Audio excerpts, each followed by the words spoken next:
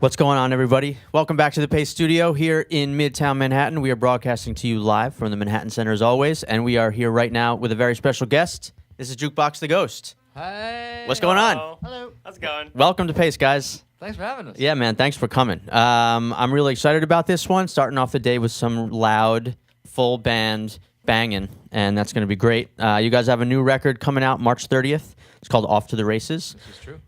It sounds like a debut album title, but it's actually your fifth album. We try to make every album like a debut title so people pay attention. Yeah, right. Our fourth Brand album new. was our self-titled. So Right, you should change your band name every time out. That's you know? a little counterproductive, but Yeah, we can talk about right. it. Probably counterproductive. So you guys are going to do 3 songs from Off to the Races for us today.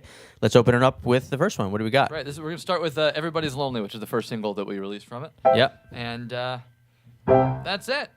It's a happy song about what art is, which is that everybody's lonely and in love, and that's just the way things work. So here he goes.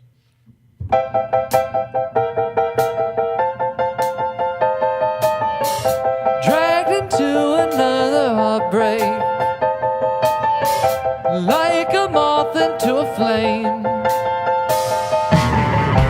Are we programmed for broken romance? Everything just sounds the same. Why is every song about love or drinking too much? Yeah, maybe that's because everybody's lonely. On your radio, there's another song that goes, babe, I'll never let you go. Everybody's lonely, everybody's lonely. Digging through another playlist, searching for a piece of art. The Jackson Pollock, some piece of gossip. Why can't we tell them all apart? Why is every song about love or drinking too much? Yeah, maybe that's because everybody's lonely. On your radio, there's another song that goes, babe, I'll never let you go. Everybody's lonely, everybody's lonely. Oh, everybody's lonely, yeah. Everybody's lonely.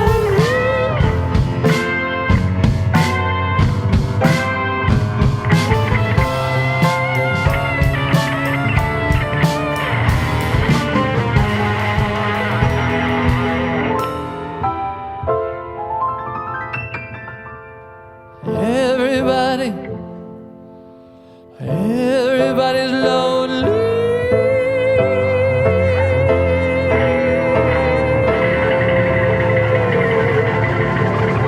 Why is every song about love or drinking too much? Yeah, maybe that's because everybody's lonely. On your radio, there's another song that goes, babe, I'll never let you go.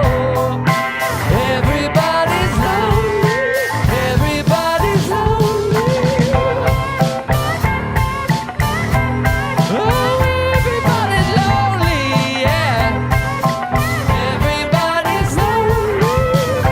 Woo. Oh, everybody's lonely, yeah. Everybody's lonely. All right, thank you. Thanks. Thank you, guys. So that is the first single off of the new record, which is called Off to the Races. And, as I was reading about this record, and we kind of mentioned it a little bit in the intro, but I was reading one thing that that I was reading online about it is that the record plays like an energetic debut. And the record is called Off to the Races. Yeah. And so it seems like, I don't know, it's conceived in your minds as some kind of like a new beginning, a turning point. I don't know, for us, every time we make a record, it's this interesting, like, it's a reinvention, but with the same parts. Yeah. So we don't want to do the same record again, but we want to not forget about the things that we liked in the past, but try to integrate new things. And so I think on this one, we were a little more ambitious in like the vocal harmonies, or just like if we want to do like a ripping guitar solo and some crazy chords in the middle of the song, we're just gonna do it. And like pop structure doesn't mean it has to be like totally in the box. And so I think we were, trying to do something new and different. Yeah. Part of the inspiration for us, like it's sort of some subconsciously and some consciously, was the last few years we've done a show around Halloween called Halloween, where we play a set of our own stuff, and then we get into costume and come out and play a set of Queen as Queen. Yeah. And having to inhabit that band, I think, was a really illuminating experience for all of us, because, I mean, the songs are just insane and amazing. Right. But they're really catchy in spite of the fact that they're weird. Like, the structures don't necessarily make sense. They'll throw in like a 30 harmony vocal stack, for like just 2 seconds, then it'll be gone for the rest of the song. Right. So how do you do that? I mean, how do you do that live on stage? The Queen? Yeah, you multiply yourselves by 10. We do. It's all the tracks, honestly. It's all pantomime. No, we spent a lot of time just working out like the essential parts of the 3-part harmonies, and I shave into a mustache, and then that pretty much does it. Yeah, for you, right? That does it. White T-shirt. Yeah, done. Yeah, like some kind of like the half microphone. The half microphone shirt. Yeah. Yeah.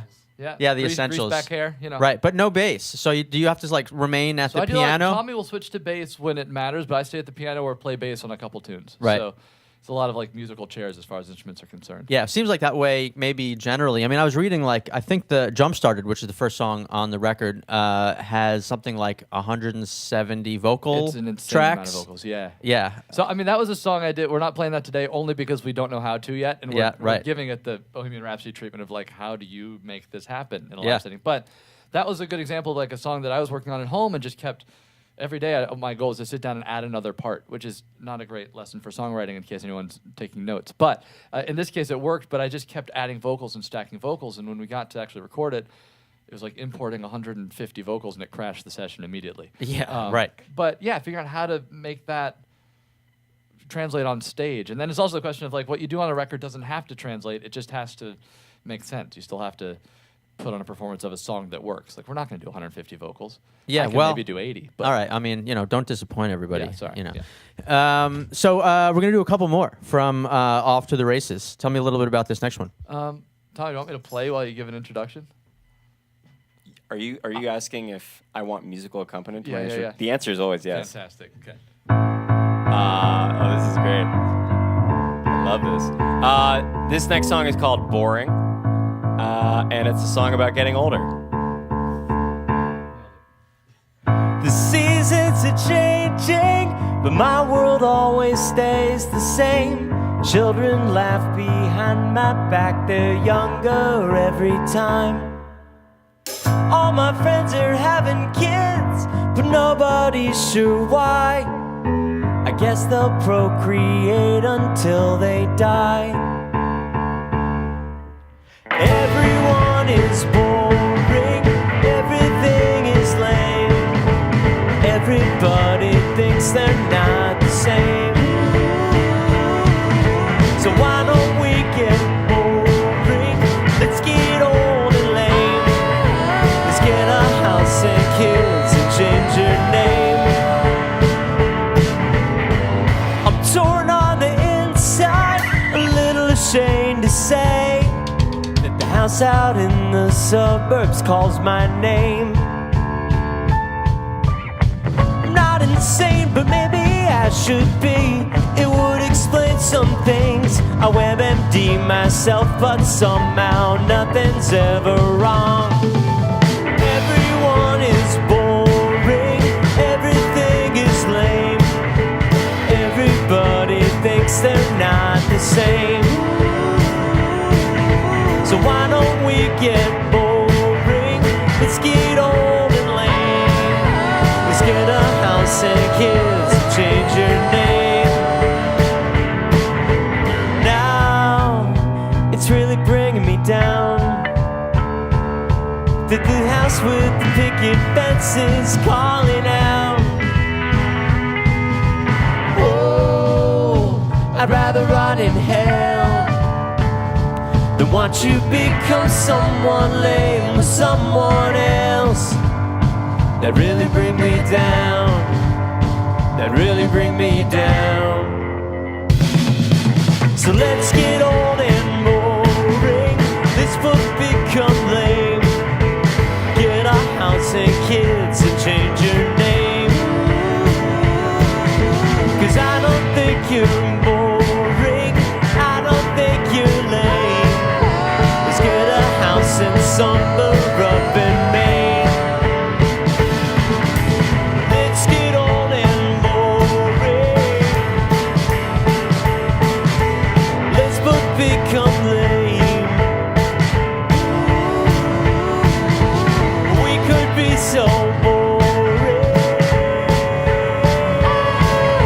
Let's get a house and kids and change your name.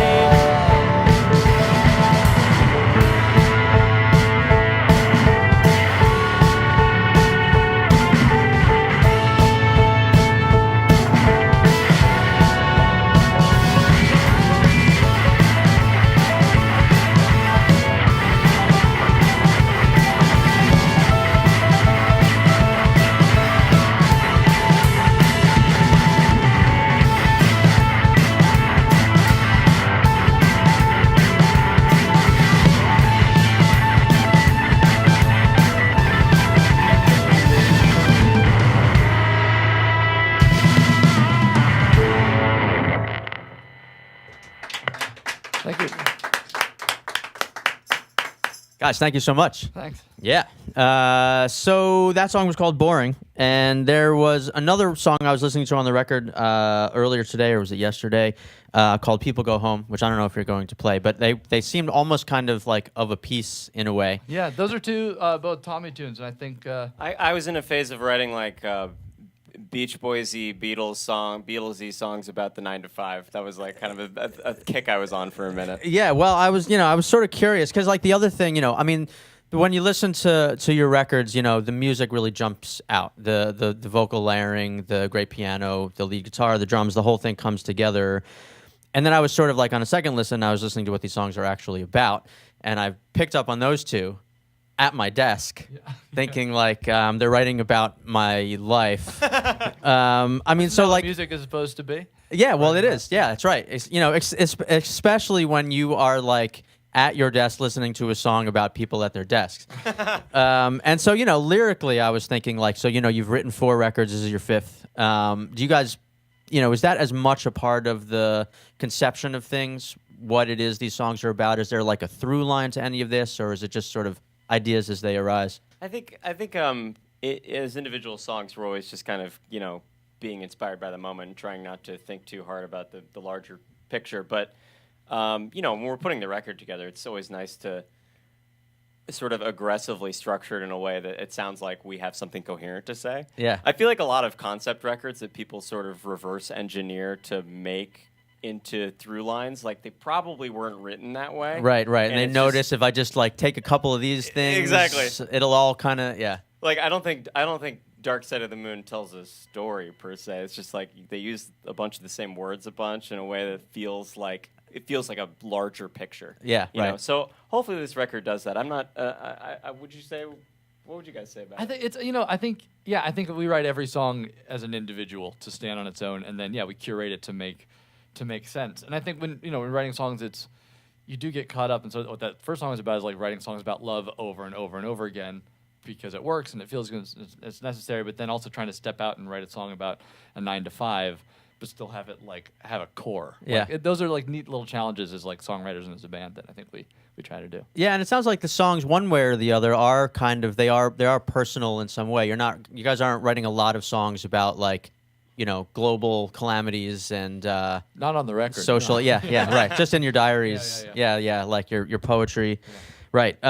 So cool. We're gonna do one more from Off to the Races. What's the encore today? So the encore is a song called Fred Astaire, and Fred Astaire is not out yet, but it'll be I think 2 or 3 weeks. It's coming out into the world, and it's a song about how bad of a dancer I am, but that doesn't really matter because I still have friends and someone who loves me sometimes. Yeah, that's it. You want to start this one? Yes. Don't keep talking. I'm wondering if my delay pedal wants to start it, but I think yes. Here we go.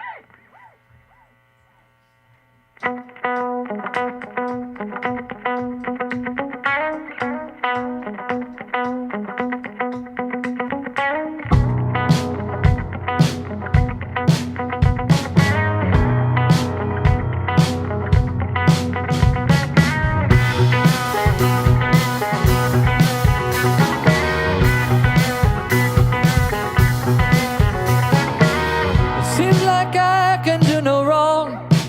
Through your eyes, sing the right lines to my own song. You don't mind, make it up as we go. All the words we don't know. Even when I'm a drunken mess, you don't care, still like me better than the rest. I swear I don't understand it. How you like me when I'm dancing. Hey! Those eyes, damn those eyes, they get me every time. Those eyes and those eyes, I can do no crime. When I dance like I don't care, you call me Fred Astaire. Those eyes, damn those eyes, they get me every time. Those eyes and those eyes, I can do no crime. When I dance like I don't care, you call me Fred Astaire.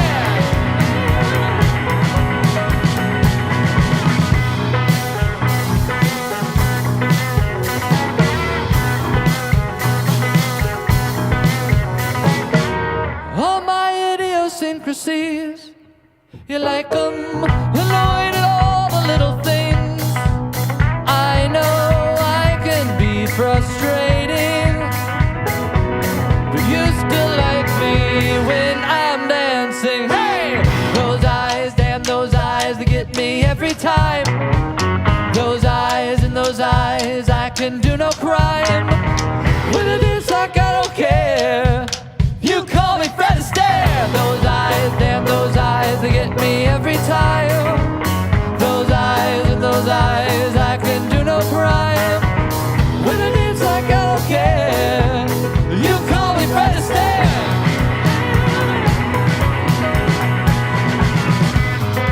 When I lose myself, there is no one else who ever sees through me quite like you. Those eyes, damn those eyes, they get me every time. Those eyes and those eyes, I can do no crime. When I dance like I don't care, you call me Fred Astaire. Those eyes, damn those eyes, they get me every time. Those eyes and those eyes, I can do no crime. When I dance like I don't care, you call me Fred Astaire.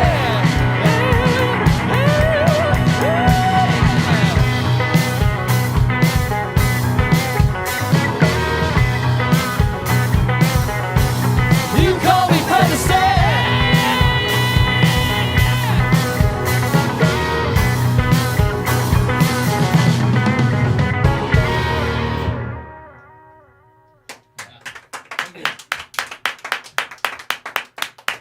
Guys, thank you so much. Thanks for having us. Yeah, man, I felt like I heard maybe like a little Whitney Houston "Wanna Dance with Somebody" take in that. there. Yeah. I don't know. That was what I was thinking. Maybe it was just the dancing theme. It's We used to cover that song every night for like 2 years, so Really? it's possible. So it's like embedded in your brains. Yeah, totally. So that was 3 songs from the new record. It's called "Off to the Races." It's out March 30th. This, of course, is Jukebox the Ghost.